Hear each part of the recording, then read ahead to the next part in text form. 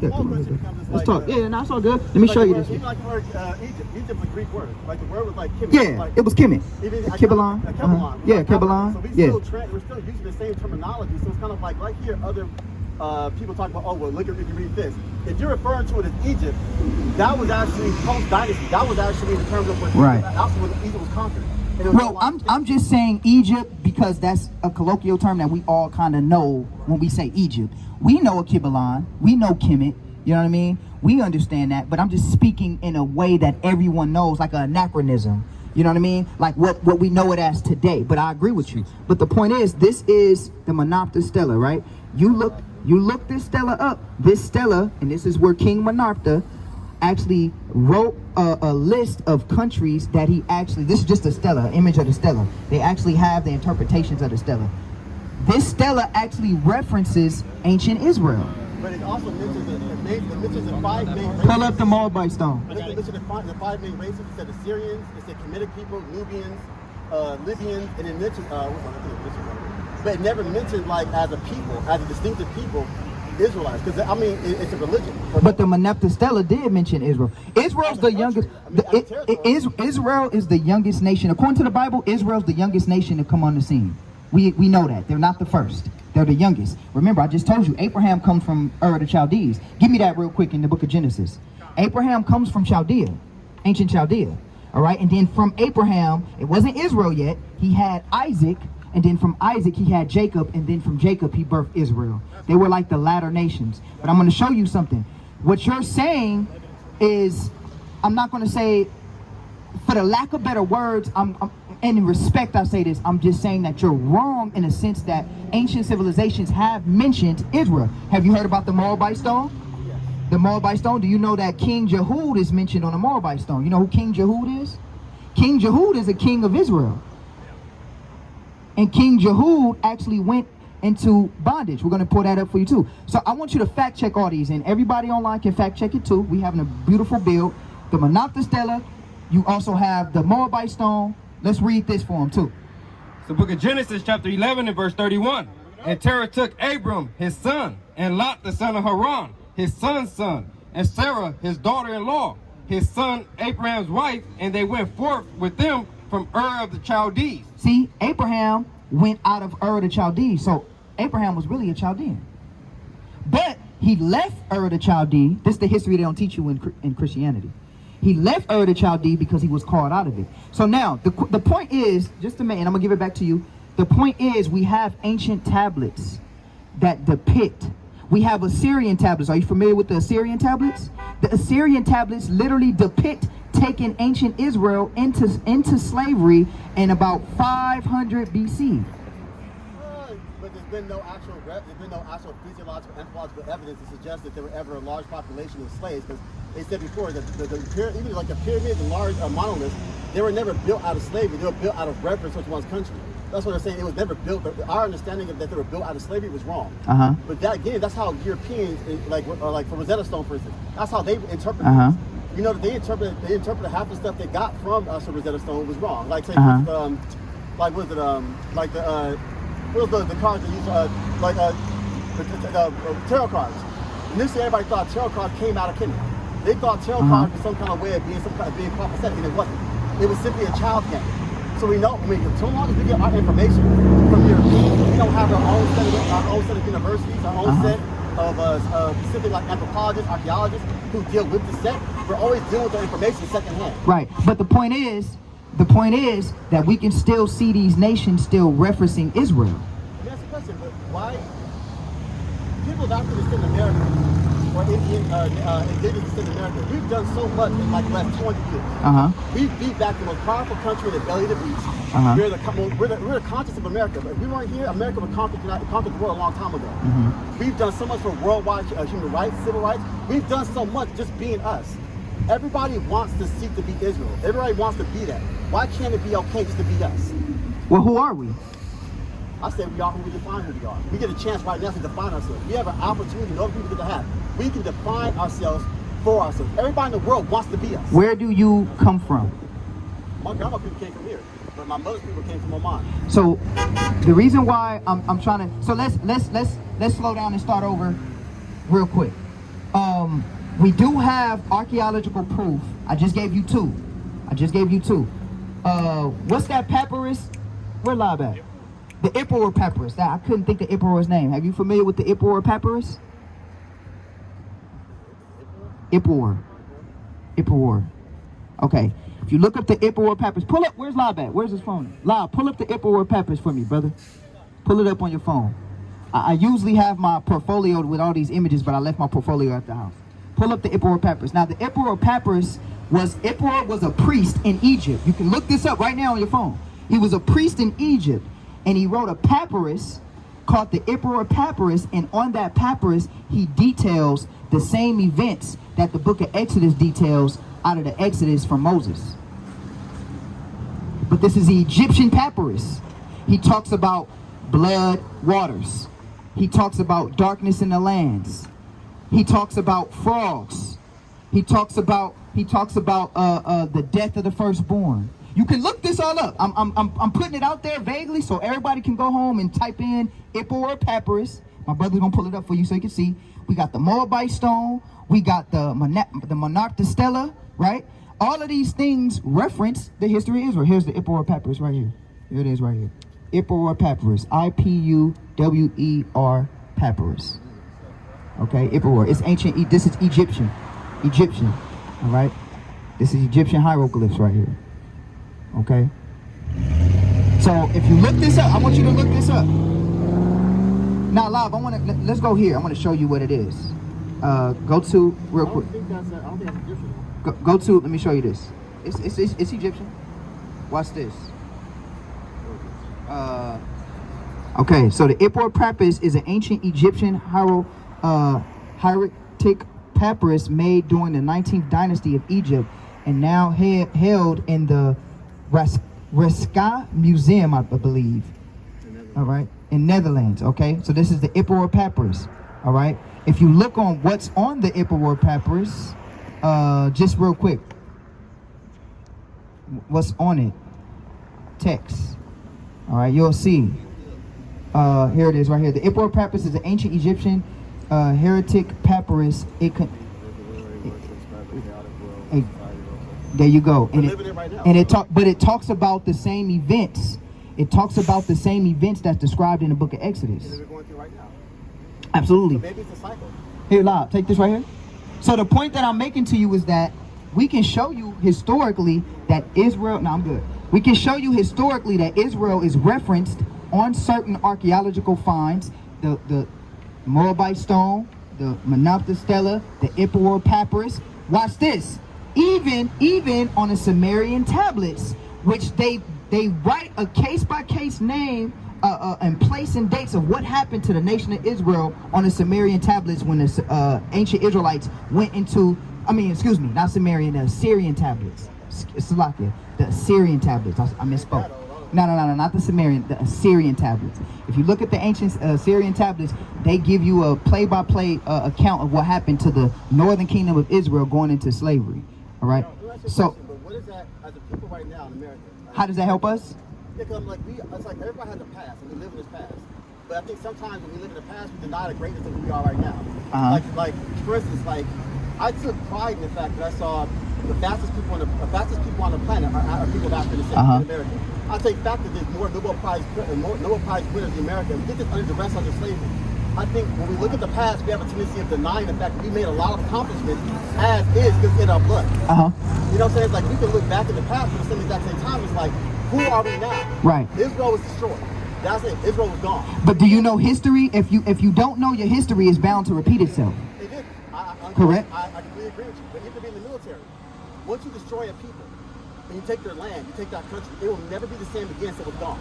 So I think at this moment, after American people, African descent, we have to come to terms and say, who the fuck are we? We can call ourselves whatever it is. But we can do so in truth, or we can keep on lying to ourselves and believe they've stacked us on top of each other on ships and brought us over here, which makes absolutely no fucking sense. You don't believe we came over here through slave ships? I believe that it was feasibly impossible to move over 10 to 15 million individuals when only estimated 8 million Europeans came to the United States. If you want to relocate a population, Why didn't they relocate more Europeans? Okay, let me ask you this. Most blacks came from here. Do you believe that, but do you believe that even if I can walk with you, just to agree with you, even if I can walk with you on that, do you believe that our people still came over here on slave ships? I think some of us did, yes. Okay, cool. Because we can show the slave docks in West Africa. We can show the door of no return, the gate of no return. But you see how small that is. If you ask the average West African, they'll tell you black people did where, what happened. Yeah. When something that mass happens, usually more people know about it. But for them to be so ignorant of what actually transpired, I think it happened, but on a much smaller scale. I think majority-wise, we're from America. I think African Americans are literally a walking homecoming. We're descendants of those that left Africa many years ago and wanted to stay. So what if I was to say I agree with you because the Bible shows a play-by-play look of how we left, where we left and came to the Americas? Do you know about that history? Let me show you. Give me that real quick in the pocket. Let me read this real quick to you. This is a great conversation. Watch this. I love this conversation. Let me read this to you real quick to show you why it's important to know who we are. Read that. It's the book of Psalms, chapter 83, and verse 1. Keep thou not silence, O God. Hold not thy peace. Be not still, O God. For lo, thy enemies make a tumult, and they that hate thee have lifted up the head. They have taken crafty counsel against thy people. So the people of God, right, had their enemies took crafty counsel against them. Read. And consulted against thy hidden ones. They consulted against the hidden ones, right? Read. They have said, come, and let us cut them off from being a nation. They wanted to cut off us from being a nation, which they tried to do, and they did. Read. That the name of Israel may be no more in remembrance. That the name of Israel be no more in remembrance, because the name of Israel is powerful. But I'm gonna show you that. Now let me just show you what you just said. I agree with, because the Bible does. Watch this. You probably didn't even know this was in the scriptures. This is in the Apocrypha. Watch this. Read. The book of 2nd Ezra, chapter 13, verse 40. Those are the 10 tribes which were carried away prisoners out of their own land. So the 10 tribes were carried away. The 10 tribes of Israel were carried away prisoners out of their own land. Read. In the time of King Hosea the king. King Hosea the king, right? Read. Whom Salmanazar, which was the king of Assyria at the time, took King Hosea. And there's actually on the Assyrian tablets. Huh? Yeah. And on the Assyrian tablets, it's a picture of King Hosea bowing down to Salmanazar, which you can look up right now, right? Read. Whom Salmanazar, the king of the Assyrians, led away captive, and he carried them over the waters, and so came they into another land. So they took them out of Israel into another land. But watch what happened. Watch this, King. You're going to probably be shocked with this. Read. But they took this counsel among themselves, that they would leave the multitude of the heathen. But when they left that captivity, where did they go? Read. And go forth into a further country. And they said they was going to leave the slavery and go forth into another country. Watch this, King. Read. Where never mankind dwelt. I got a question for you. What's your name, King? Che. What is the only country in the world, in history of the world, that was quote unquote non-founded or wasn't readily available to go to? The New World. What was the New World? It would be America's. Look at this prophecy, though. Look at this prophecy. What? It's agreeing, real quick. It's agreeing. We finish this. I'm gonna give it to you. It's agreeing with you. Look, read. That they might keep their statutes. Go back up. But they took counsel among themselves, that they would leave the multitude of the heathen. When the nation of Israel left the heathens, read. And go forth into a further country. And they went forth into a further country, read. Where never mankind dwelt. Where never mankind dwelt. Where is that? Ain't nothing. Come on, you know where it is. I mean, we say America, but I mean, it's like the world map. The world map of 1942. When you look at 1482. I'm sorry. When you look at that world, no, it's 1492. Yes, Salakia. When you look at the world map in 1492, there was Asia, there was Africa, there was all of the eastern lands already inhabited. There was no America. You see, it's all things like the beating the military to the sailors. There's land masses that aren't charted. We know that the map as we see now is fictitious. We know that it's only like a guesstimate of what they put out there. Just like they make Africa so small. Like I've seen that there's larger land masses in the Pacific Ocean than what they actually record and put in maps.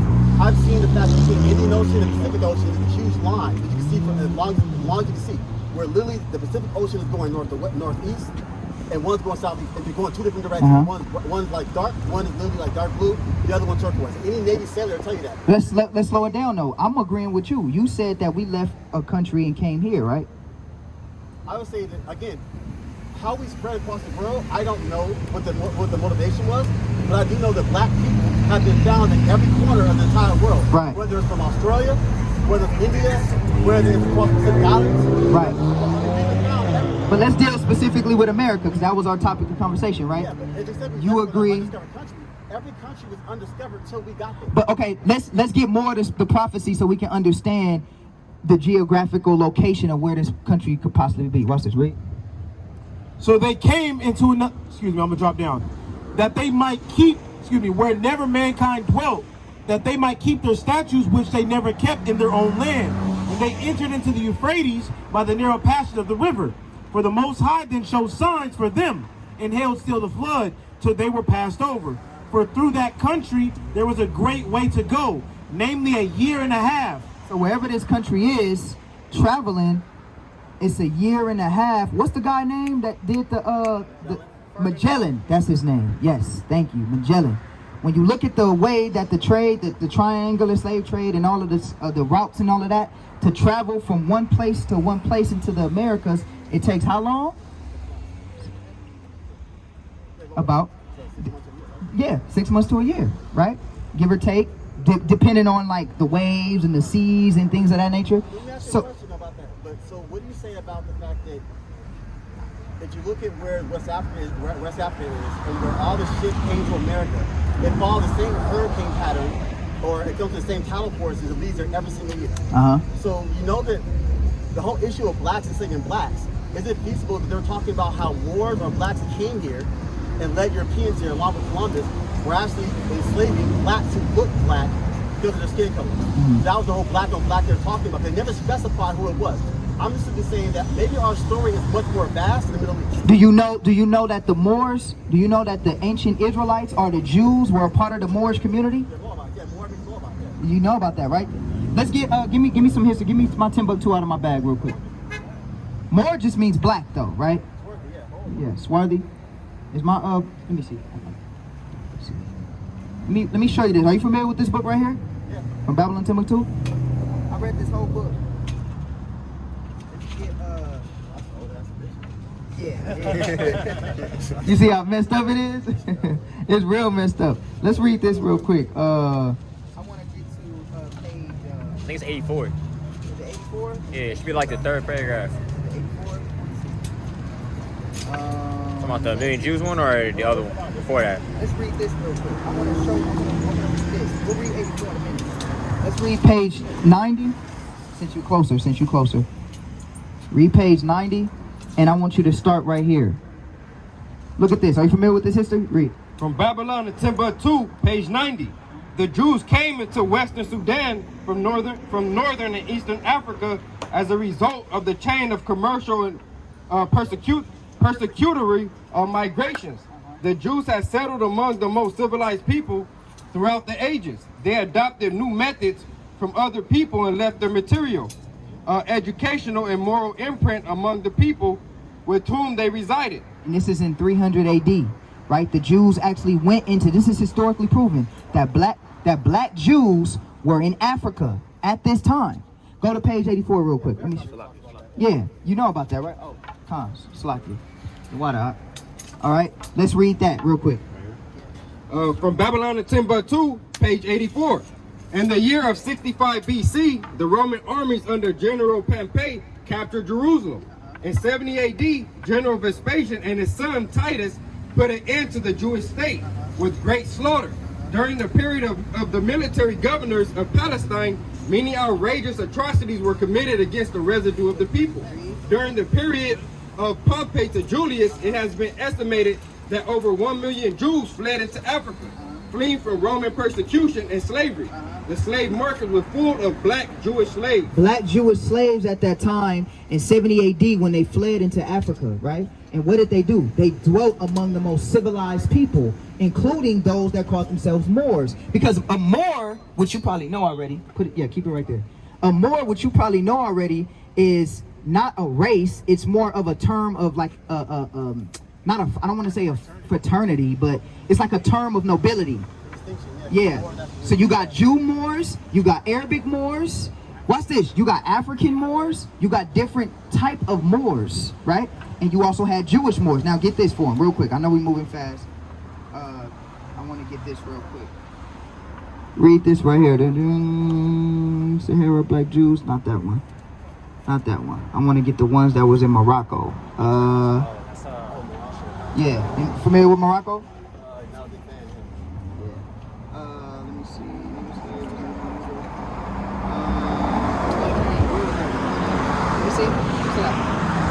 What is your view on Morocco? The Arabs that live there, we don't. For one, the Arabs. Are you talking about the Arabs in Morocco? Because the Arab slave trade, we don't deal with the Arabs or none of that. I don't know if you're familiar with that. The Arabic slave trade. There are enemies too. But the point is, we had Jews that were living in that area too. Morocco was the first nation that actually established American sovereignty. The longest standing ally of the United States of America. What does that actually mean, though? I don't know. You got to tell me partnership. Partnership. Yeah, the most richest nation of all of Africa is Morocco. Yeah. I'm sorry. This is the one I wanted in page 115. Salaki, I'm sorry. Read that real quick for the brother. I want to show him that the Jews were actually Moors as well. Read. From Babylon to Timbuktu, page 115. In order to satisfy Queen Isabella of Spain, King Manoah of Portugal promulgated a royal decree expelling the Jews and Moors from his country in 1496. This is in 1496 when the Spanish expelled the Jews and the Moors out. Read. The Jews who were expelled from Spain and Portugal were scattered throughout the Mediterranean coast. It is estimated that over 100,000 Jews departed from Spain and Portugal during the persecution and expulsion. Some of the Jews went to Northern Europe, Italy, and Turkey, but most of them went to Muslim countries of Northern and Western Africa. These black Jews would naturally These black Jews would naturally go to the African countries most of all because of less persecution, and they could disguise themselves easily among the blacks. So I'm gonna give it back to you, but I want to say this. So when you look at where the Jews went from Spain and Portugal, and even in 70 AD when they fled into the areas of West Africa and in North Africa, when you look at those regions, you can actually trace back the history, and you can see that they were right there. For example, have you ever heard of the Negro land map? And you see the Kingdom of Judah on that map? Have you ever heard of the Ashanti priest? And you see the Ashanti priests have the same garb on that the priest in the Bible was supposed to wear? Yep, like Pharisees, yeah. You see that? Our people are the Israelites. Of course, I'm just saying it comes to a point where I'm just saying, after everything's been destroyed and taken, those words have to have meaning to our people. Yeah. That's what I'm saying. It's like it has to have some kind of substance. You can step in the shade too, brother, if you want. Yeah, that's hot. It has to be some kind of way, like those overseas, has to be some kind of way of galvanizing. Like even right now, the African Union is standing up. You have African people saying we want Africa with no borders. I mean, like you see us all come together as one people, realizing, we have a massive enemy in the name of Europe. So without being said and done, it's like we need to find something in America that galvanizes us, and something that includes us, but at the same time makes us very distinctive. Because everyone's trying to wipe us out. Every immigrant, even that's a great point. That's a great point. Other African immigrants are coming up and going, oh, I'm African American too. Everyone is trying to wipe us out. We need an umbrella to bring us under again, right? Yeah, we need something that's going to say, but we have to be inclusive of the fact that many, like I met this one white dude over in Louisiana, and his family owned slaves, big slave plantation. He said there's two different books they kept, two ledgers. There's the book of the land, the book of the sea. He said the book of the sea, where you got black people overseas. It was very small. The book of the land was very huge. He was like, they're lying to you. Look at 1938, the reclassification of the Negro Indians to the word Negro being colored. It was like, we've always been reclassified. We've always found our way through. Going down that something without a name gave us that fire to keep fighting. We need to find that fire again and say, hey, who are we? We don't need to have a name. We know what we need to do. It was something inside of us that would get us this far. No other people have gotten this far before. Everyone else has fallen. We've done more than any other country. You look at the wall of Latin America, you look at all the way to North America, no people have ever done what the hell we managed to pull. Not even Africa have they pulled the shit we pulled out of our asses. But we need to find some way of saying, you know what, this is distinctively who we are, and no one else can be what we are saying the same thing. Me and you are saying the same thing in a different way. I'm saying, but does it matter what the word actually is? Does it matter if it is Israelite? Does it matter if it's like blah blah blah? Does it matter so long as we come together and say this is what we, under the name of God, define ourselves? Okay, that's a great question, because I love this brother right here. He's an educated brother. We are saying the same exact thing, but we have a different ideal of how to get that accomplished. So we believe it's through the commandments of God. So you asked a beautiful question. You said, well, why? In the short term of words, why does it have to be under Israel? Or why should it be under the bringing together of Israel? It doesn't matter. We call ourselves, we're the empire of Israel. So if Right. we're Israel, we call ourselves. I mean, it's still, wherever we call it, we're still really Israel. So it doesn't matter. You know what I'm saying? It's like it matters because of this. Give me Deuteronomy chapter 28. Now we got to go, because I love this. This right here, and it's a good brother right here. You sure you want some more shade, bro? Oh yeah, I'm absorbing it up myself. Okay, cool. This is a good brother right here. Sometimes when you have a brother as educated as this brother, right? Sometimes the basics is the most beneficial thing for like brothers as educated as himself. He knows the history, he understands the history, but now we're going to bring it back home to the prophecy and the commandments. And I'm going to ask you what you think about this. Give me Deuteronomy chapter 28 and read verse 1. Watch this, read. The book of Deuteronomy. I'm going to ask you what you think of this, read. The book of Deuteronomy, chapter 28, verse 1. And it shall come to pass, if thou shalt hearken diligently unto the voice of the Lord thy God, to observe to do all his commandments. So God says it shall come to pass if we shall hearken to observe and do and listen to the voice of the Lord our God. The reason why the name Israel is important is because we have to understand what God it is we have to serve, because every other nation serves different gods. You might have Pharaoh call on Ra. You might have China, for example, call on Buddha, or whatever the case may have you. You might have other demographics of other, like Arabic nation might call on Allah, and all of those gods and deities have different sovereignties attached to them. So we have to figure out what God we belong to, and we belong to the God of Israel. I'm gonna show you. I'm gonna prove it to you. Watch this, read. Which I command thee this day, that the Lord thy God will set thee on high above all nations of the earth. Now the God of Israel said if we obey his commandments and listen to his rule, that he would set us on high above all people. Watch this. It's going to get even deeper. Watch this, read.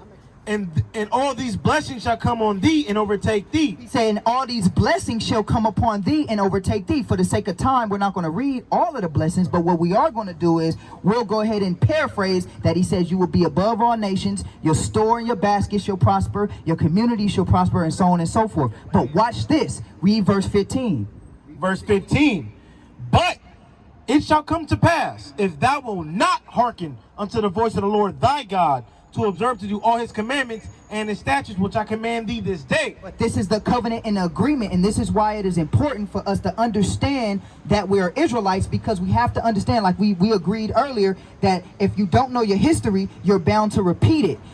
We have to understand that our forefathers made a covenant with their God, that if they do not hearken and listen unto the words of their God, that they will be brought into captivity and slavery. I'm going to ask you a simple question. Can these curses identify with your people in Americas today? Watch this. Read. Which I command thee this day, that all these curses shall come upon thee and overtake thee. Okay, so now let's go there. Let's read verse 50, real quick, 48. Read. No, 48. The book of Deuteronomy 28 and 48. Therefore thou shalt serve thine enemies, which the Lord shall send against thee, in hunger and in thirst and in nakedness and in want of all things. And he shall put a yoke of iron upon thy neck until he have destroyed thee. Did that happen to blacks in America? Yeah, that literally happened to blacks in America. Wait, let's get more. It's not done. He's even going to give you a context clue. Read. Verse 49, the Lord shall bring a nation against thee from far, from the end of the earth, as swift as the eagle flieth. What's the American symbol? An eagle. What's the context clue? That America using the eagle, because why did America use the eagle? Because it conquers swiftly. And it's the bingo. And it's the name. Now watch this. Who does the Bible say that America, which is that beast in the Revelations, is an extension of? Rome. You understand? The Bible, hold that. The Bible, he knows it. The Bible is telling you who you are and who our enemy is, and the way to get back. So he's agreeing. But let's get more. Verse 56. Let's see if we identify with this one. Read. Verse 56, Deuteronomy 28. The tender and delicate woman among you, Remember when our sisters used to be tender and delicate? Yeah, watch this. Read. which would not adventure to set the sole of her foot upon the ground for delicateness and tenderness. Her eye shall be evil towards the husband of her bosom. Fuck that nigga. Right?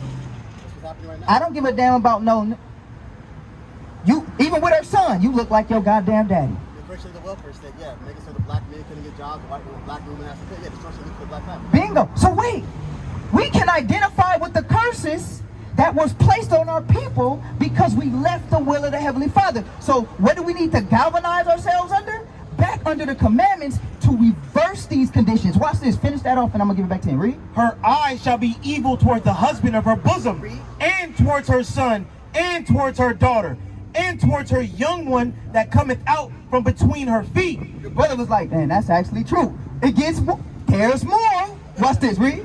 And towards her children, which she shall bear. They giving her kids up to the welfare system, to the what is it when they go into foster care, to the adoption, and giving her kids up to the, yeah. Watch this though. Reverse to the grandparents, and the grandparents like, I don't want these kids. Watch this. Keep reading. Verse 54. Verse 54. That the man that is tender among you. Let's get the brothers now. We ain't done. Read. So that the man that is tender among you and very delicate, his eye shall be evil towards his brother. Gang banging. The man that used to be, remember we used to shake each other, how you doing, brother? Now it's, where you from, cuz? Where you from, blood? You see what I'm saying? It says now, his eye shall be what, Reed? His eye shall be evil towards his brother and towards the wife of his bosom. F that B. Forget them hoes, right? It's very feminine, yeah. They mimicking their mothers, yeah. But, it's not masculine at all. But this is a curse in the Bible. I believe it. You see? So when you say we have to find, which I agree with you, we have to find a way to, but let's finish that off real quick. His eye shall be evil towards his brother and towards the wife of his bosom and towards the remnant of his children, which he shall leave. Do you see that? Single parent households. I see a lot of black parents like who are jealous of their, like even my father, he's jealous of their own kids. Like Who gets jealous of their own kids? It makes no sense. Most cultures like, yo, my son's gonna be a lawyer. I'm proud as fuck. I'm proud. Yeah. I ain't had shit. I had to work all my life to get so the hell to you. But like, you know why? But you know why? The curses of Deuteronomy 28. We can't make this up, man. This is crazy. Give me the last one for him, 68. No, give me 60. Give me 68 real quick. The book of Deuteronomy, chapter 28, verse 68. And the Lord shall bring thee into Egypt again with ships. Now, the scripture says the Lord shall bring us into Egypt again with ships. Not only that, it does, brother on point. Clap it up for this brother here, because he knows that this is already spiritual Babylon and spiritual Egypt and spiritual Sodom. But also, you know what that Greek word means in the Bible? It means bondage. Let me show you that. It means bondage. Watch this. This brother is smart. That's why I say sometimes with brothers as educated as him, all you need to do is to show him the basics. Watch this, read. The book of Exodus, chapter 20, verse 2. I am the Lord thy God, which have brought thee out of the land of Egypt, out of the house of bondage. According to the Bible, Egypt is considered the house of bondage because according to the biblical narrative, the Egyptians had the ancient Israelites enslaved. Whether you want to say that they were the Hyksos or whatever you want to say, the Hyksos. You heard about the Hyksos? Hyksos. You gotta look up the Hyksos. The Hyksos were a class of people that were in Egypt, but they were not Egyptian, and they actually had some power, but they had infighting with the Egyptians. Look up the Hyksos. The history of the Hyksos. But watch this. Egypt means what, Reed? Out of the land of Egypt, out of the house of bondage. Egypt is the house of bondage. So now let's go back and read 68 with the proper context of what Egypt actually means according to the Bible. Read. And the Lord shall bring thee into Egypt again with ships. Into what again? Bondage. Into bondage again with ships. Who went into bondage with ships? Even if it was a small demographic. So then under that guy in Egypt, that means that Israel moved. Huh? If we move from the Middle East to here, that means somehow it must have moved, which means our concept of what actual Egypt actually is must be a people. Or maybe it's a concept or a philosophy like Europe is westernization. You know what I'm saying? Because it seems like to me that whenever we follow under, whether it's Egypt or it's European rule, whenever we deviate, something bad utterly fucking happens. It's like it's following, it's like a bad shadow. You're right. It's a curse. Yeah. It's a curse. You're right. So what the Bible is saying is he's going to bring us what he's saying is absolutely spot on. When we were in Egypt, according to the biblical narrative, it says now, even though we're not in physical Egypt anymore, that bondage as a curse will follow you into another land that I will bring you in with ships. But watch this, when you get there with ships, read. The Lord shall bring thee into Egypt again with ships, by the way whereof I spake unto thee. Thou shalt see it no more again. And there ye shall... So when we get to that place with ships, he says that bondage with ships, and we get to that place, what's going to happen when we touch down? Read. And there ye shall be sold unto your enemies. We shall be sold unto our enemies. What happened when we came to the shores of America on them ships? Even if it's a small demographic. Auctioned off. The auction blocks. We still got old auction block flyers promoting. Shout out my elders working, trying to get together, making sure we do it better. Free us from this wider pressure. My people catching cases, double life he facing. Scattered all across the world, I see familiar faces. Say we all